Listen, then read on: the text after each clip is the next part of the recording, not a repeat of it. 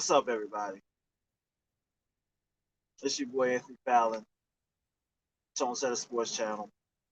Title is, of course, the Dallas Cowboys. Hashtag head coach. Hashtag fake punt review. I think I put review on it, or I just put fake punt.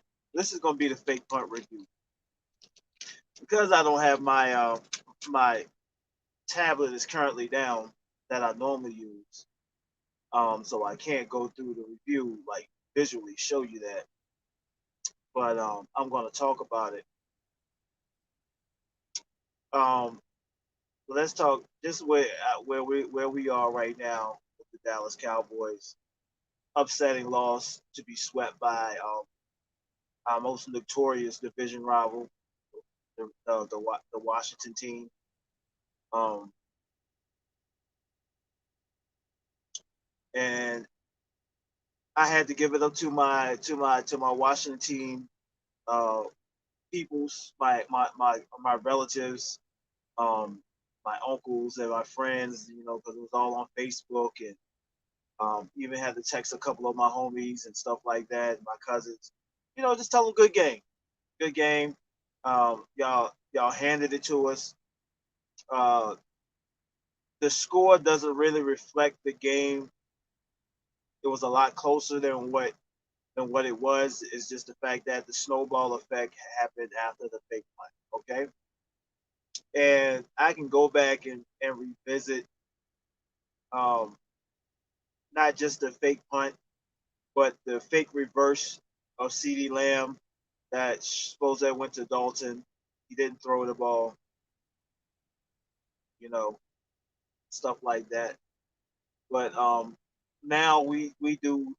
I'm gonna say to my tankers, those that was all for Team Tank, I apologize that you know we very well could be those that are going that's like diehard. Not I'm saying that's like not for Team Tank, anti Team Taking. That we're gonna play we're gonna play hard, regardless if we lose or win. But we're gonna put a product out on the field that's gonna resemble the culture that's supposed to be established, right?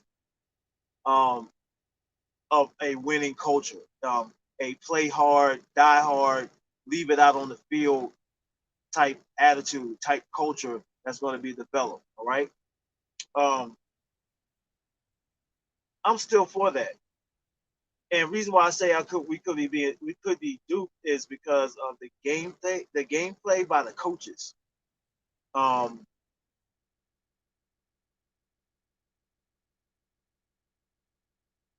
is that one? I mean, I don't mind trick plays because Washington did their trick plays too. Okay,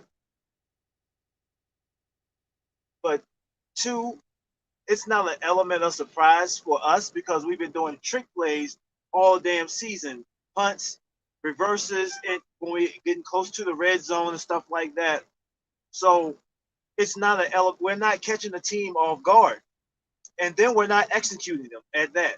Okay, so if we're not catching them off guard, then we have to execute to perfection, right? So neither of those happen. Where teams are expecting it, and we definitely failed to execute. So these head coaches, man, um, and Mike McCarthy, you're gonna take the brunt of this. Um, you keep calling plays like that, man. I'm definitely starting to question y'all's y'all decision. I don't care about analytics because analytics are only analytics. Analytics is not actually how the game is played. Um, I just know that if it was Parcells, being that the game was that close, you punt and you defend to get your offense back on the field to close the game, 16-20. Okay, to put us up by 3. and close the game out and not run because run the ball out of necessity. Run the ball because you have to play keep away. Run the ball because you have game design some run plays that's going to be advantageous to the defense. I mean, to the offense. um,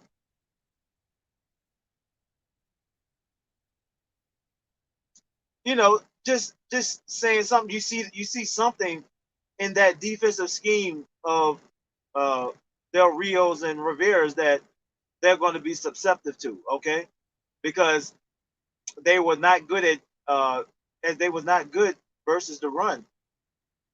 They were susceptible to the run game regardless if we had success at the run game or not. But the point is you keep the run game going until that team breaks, until you impose your will on them. Regardless if Zeke is just getting 3 yards, regardless if Pollard is just getting 4 yards per carry. But it's to keep the defensive team honest as well. So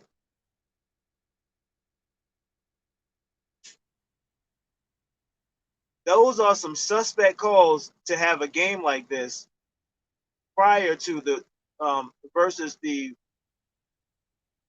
more better play calling versus the Minnesota Vikings.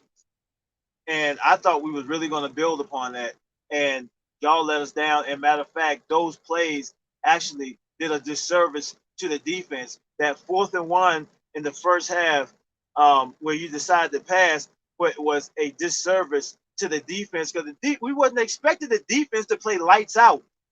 We wasn't expecting the defense to to put pressure yeah, we just knew that defense was going to be average. It's going to be enough for us to make enough plays offensively to take charge of the game. Nobody was expecting the Cowboys defense to have a ton of picks, to have a ton of sacks. You know what I'm saying? It was going to be on a more of a bend don't break type defense. They will stiffen up once they get closer to the goal line with their backs against the end zone. There you go. So them giving up yards, giving up some run plays. I was expecting that. I was expecting that, in my opinion, because we gave up 115 yards to Dalvin Cook. We gave up 300 and something yards to uh, Kirk Cousins. You know,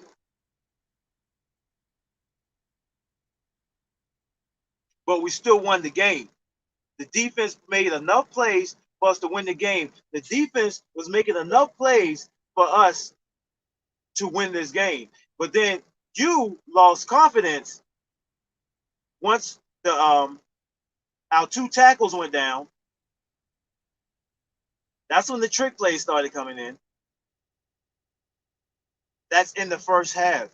Because everybody's saying, oh, because we lost Zach Martin and Irvin. Yes, it was huge. It was detrimental. Yeah, it actually leveled the playing field.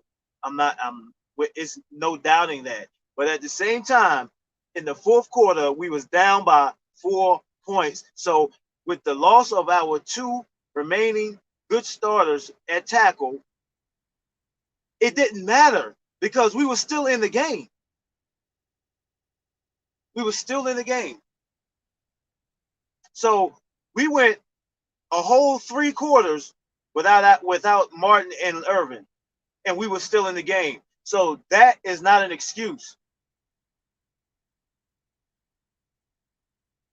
And to play for and with the tragedy of Marcus Paul, we still had the game to play, and we supposed to be playing for him, and all that. I'm with it. I even made a video implying the fact that that's more the reason for us to even get out there and ball out. You know what I'm saying?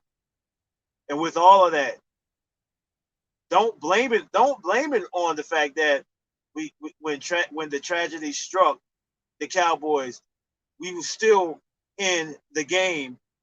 9 minutes left in the fourth quarter, down by 4.